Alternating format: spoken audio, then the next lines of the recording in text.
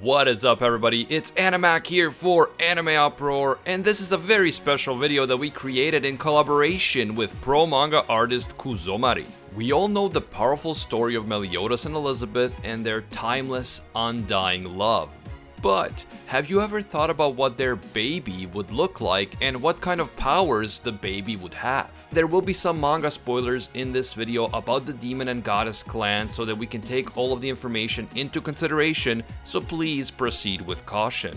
Seeing as how Meliodas is the son of the demon king and one of the strongest demons ever, and Elizabeth is the daughter of the supreme deity, the ruler of the goddess clan, what kind of crazy power could we expect to see from a child of Meliodas and Elizabeth? For the past few weeks, I worked together with pro manga artist Kuzomari to come up with a concept and character design for a potential son of Meliodas and Elizabeth. And because Meliodas is the sin of wrath, for now we will just call his son the Son of Wrath. Kuzomari has drawn an awesome character design for the Son of Wrath, and you will be seeing that design during the course of this video. And by the way, if you want to help us come up with a name for this new character, just follow us on Twitter and Instagram at AnimeUproar. We will be taking your name suggestions there, and then we will pick our favorite suggestions, and we will have a poll on Twitter to decide how to call the Son of Wrath. Also, be sure to check out Kuzomari's social media. He is an incredibly talented and hardworking artist. His links are in the description. And joining me today for this discussion, we have my good friend Nux Taku. Hello! Thank you so much for having me. Pleasure to be here. Great to have you, I love Nux. talking about 7 deadly babies. Yes, love it. As always, good to have you. And this is a especially challenging, analytical, demanding video, and I need your expertise for this one. Well, it's my pleasure to assist you. Great. Okay, so the closest in the series that we've come to a hybrid of any kind was basically Mael with the commandments inside his body. We also had the humans who injected themselves with demon blood, which in some cases gave them more power, in other cases it killed them, in other cases it gave them power first and then they turned into monsters later. So that's basically all we have to go on in terms of what a hybrid demon goddess would look like. Yes, because in anime, it's far more likely that there will be some god person with evil powers imbued within them, creating a new personality than actually settling down and having children. So this is very understandable. Well, I mean, it is a shonen, so, you know, you gotta get creative with it. But so one thing that I noticed with Mael, he was definitely powerful because he had the commandments and the goddess body, but his goddess body also seemed to be rejecting the commandments, and this clearly affected his mental state. So the more commandments he absorbed, the more he just went completely insane, and also the more his body seemed to be deteriorating under the strain of the commandments, right? Yeah, 100%. And also, I think it's because he lost his memories too. Like, he didn't know he was supposed to be using goddess powers at any point. Yeah, so that's another aspect of it, like, he didn't have his memories. He did remember Elizabeth, and like she had dreams of him. So there was this like weird connection there, but he didn't have his memories. But there was something off about him, and you know the other demons like Cusack noticed that there was something off about Estarossa from the beginning. So that is also something that's interesting. It's like he had the commandments. Everyone thought that he was a demon, but the fact that he is in fact a goddess, there was something there that jumped out even at other demons, that something wasn't quite right there. So this seems to tell us that goddess and demon powers are not necessarily compatible. Look, I guess it's his subconscious that couldn't be fully erased by Gother. I don't know if it's the compatibility per se, and also because they're both not natural to him. I mean, he's only naturally a goddess. This demon power thingo is something that was imbued within him at a later date. Someone who would, you know, for example, naturally be inclined to both goddess and demon powers. For example, the mother is a demon and the father is a goddess. Totally original situation that never will happen anywhere, but that could potentially lead to someone harnessing both powers. Yeah, so it is an interesting scenario to think about because he would genetically have naturally the genetics of demon and a goddess.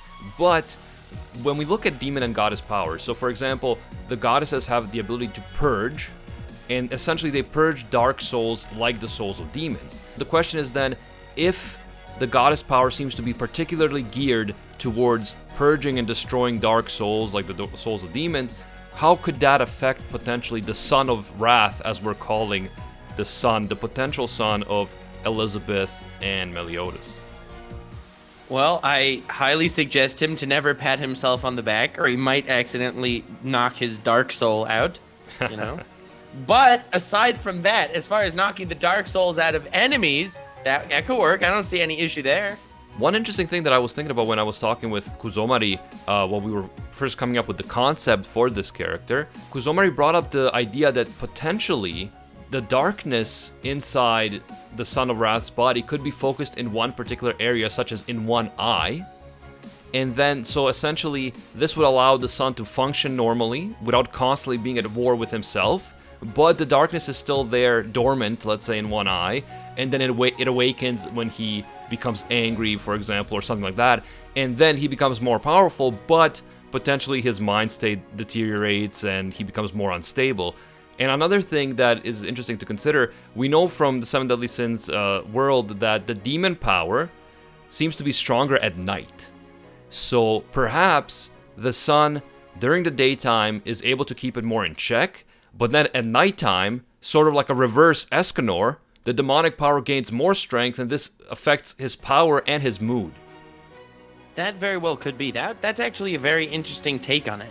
I don't know if it would completely block out the other part of himself. I mean, I could see it as, you know, his demon powers are stronger at night, whereas his goddess powers are stronger during the day. I don't know that they would necessarily be only one or the other.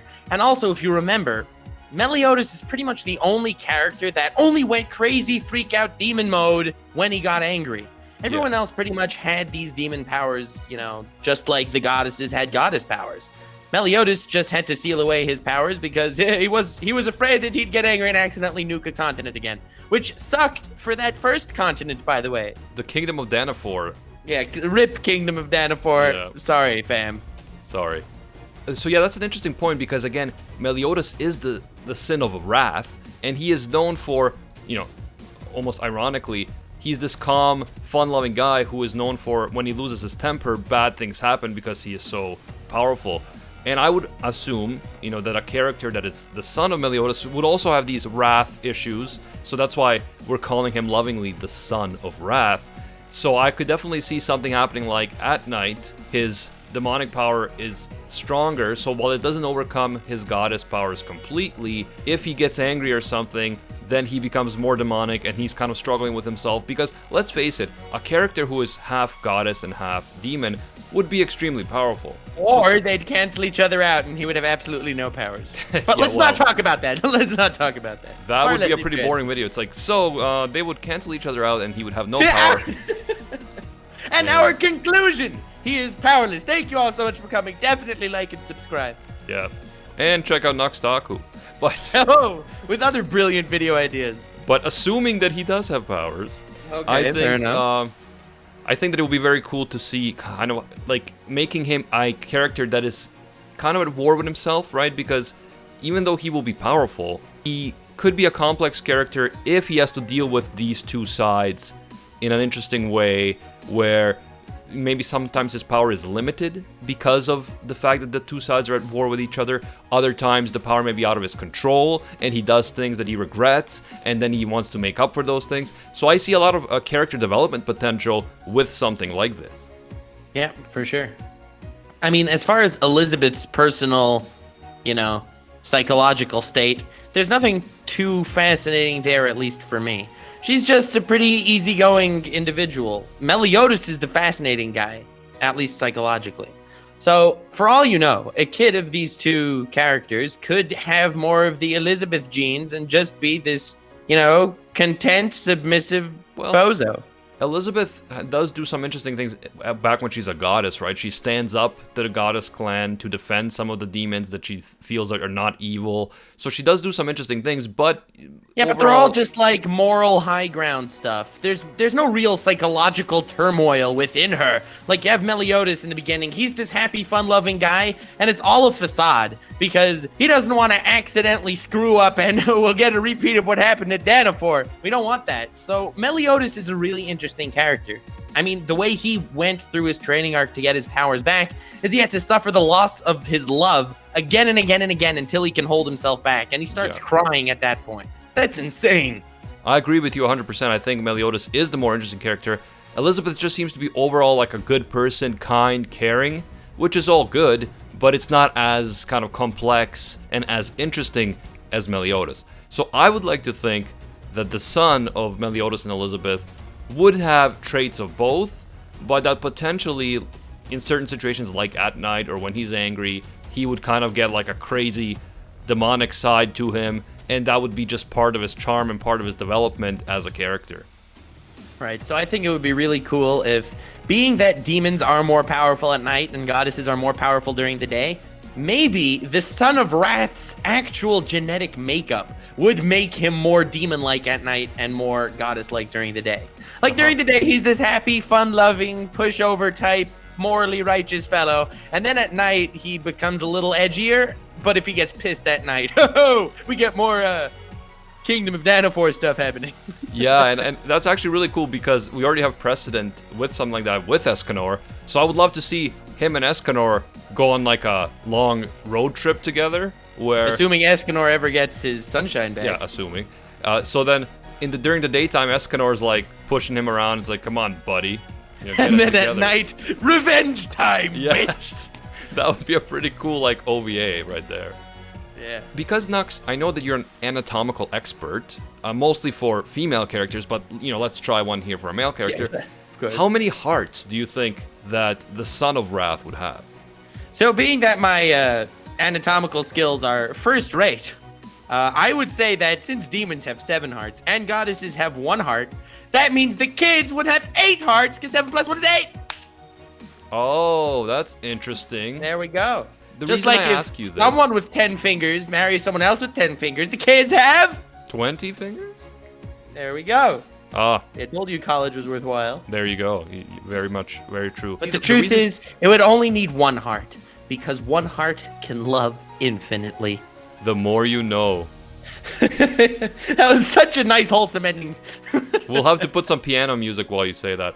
But the reason I ask the heart question is because we know that if demons sacrifice 6 of their hearts, they can become Endura, so undergo the Endura transformation, which as long as they're over 50,000 power level, they can become this insane beast that is even way more powerful than their regular form. So I'm just wondering whether the Son of Wrath would be able to undergo such a transformation, or whether that would be blocked by the goddess side, or whether the Endura created by such a sacrifice would be some kind of mutant, angelic, demon beast of greatness. I like the demon beast of greatness thing, but think about it. If it's actually 8 hearts, then what if they sacrifice 7 hearts? That makes them Super Endura. Oh, Super Saiyan Endura. I like that. But yeah, I think the concept of having like a son or daughter of Meliodas and Elizabeth, or potentially Merlin and Escanor, stuff like that is very interesting for me to think about. So thank you, Nux, for joining me for this video where we clearly delved very deep and very skillfully into the anatomics, personality, powers of this potential Son of Wrath. If I were to ask you what name you would give this character if you were the one to choose, do you have any idea? Elizabeth. I just came up with that on the spot. Imagine the next season where it was all just part of the plan of some super demon king, where the base demon king that we know until now was just under his control. And who is the only person that can stop the super mega demon king? Boreotis, the son of Meliodas. Yes, totally not ripping off any other shonen here. Yes, and in fact, at that point we would stop referring to Meliodas as Meliodas, and we would just start calling him Boreotis' dad. Yeah, and it would be very sad. I'm sure Boreotis' backstory would be tragic, because as we know, Meliodas has to work so hard, saving the world every day, and doesn't have time for his son, so his son becomes a stuck-up loser. Kind of like Boruto. Well, hopefully not. Hopefully not. But we'll have to wait and see. Actually, I wanted to invite everybody to give us your ideas for what name this character should have. The Son of Wrath, the son of Elizabeth and Meliodas. Give us your ideas on Twitter and Instagram at AnimeUproar. The links to that thread are in the description, so just reply with your ideas. We'll pick our 4 favorites, let's say, and we'll do a Twitter poll where you can vote. and then from that point on, we're gonna refer to this character by that name. What do you think of that, Nux? Sick idea. I will definitely be voting. And I'm kind of leaning towards Meliodas, but all right, we'll see.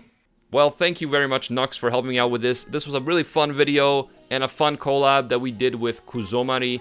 Check him out. Links to his social media in the description, including the video where he shows you exactly how he drew the whole thing with his own commentary. Links in the description. Show him some love. Hell yeah. Also, Kuzomari created a shirt design for us of the Son of Wrath that you can now purchase right there on our website, AnimeUproar.com, if you want to support the channel and also get this shirt with a character that no one else will have because we created him together, so no one else could possibly have it. So there you go. You would be completely original. Nux Taku, thank you for joining us. Tell the wonderful people the kind of great things you do on your YouTube channel, Nux Taku. I do great things. Check it out. Talk about anime. Definitely. Link to Nux Taku also in the description. And until next time, see ya, Space Cowboys. And stay weird, fam.